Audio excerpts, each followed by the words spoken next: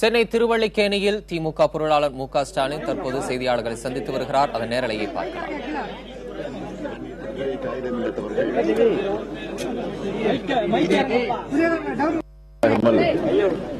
ஒட்டுமொத்த தமிழ் இனத்திற்காக தொடர்ந்து குரல் கொடுத்துக் கொண்டிருந்தவர்.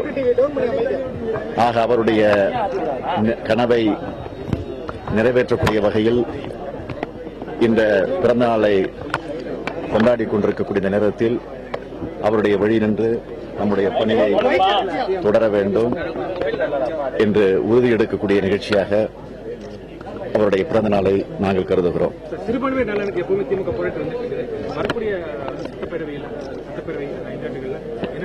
நீங்களே சொல்லிட்டீங்க, எப்போதும் போராடிட்டு இருக்கு. ஆட்சியில் இருந்தாலும் சரி, ஆட்சியில் இல்லாவிட்டாலும் சரி, தொடர்ந்து திமுக சிறுபான்மை இனத்திற்காக மட்டுமல்ல, ஒட்டுமொத்த தமிழினத்திற்காக தொடர்ந்து குரல் கொடுக்கும்.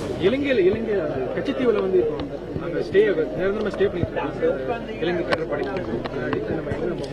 முதலமைச்சர் ஜெயலலிதா அவர்கள் கச்சத்தீவை மீட்போம் என்று பலமுறை உறுதிமொழி தந்திருக்கிறார்கள். தேர்தல் அறிக்கையிலும் குறிப்பிட்டு காட்டியிருக்கிறார்கள். எனவே நிச்சயமாக அவர் இந்த முறை அந்த பணியை நிறைவேற்றி தருவார் என்று நாங்கள் நம்புகிறோம்.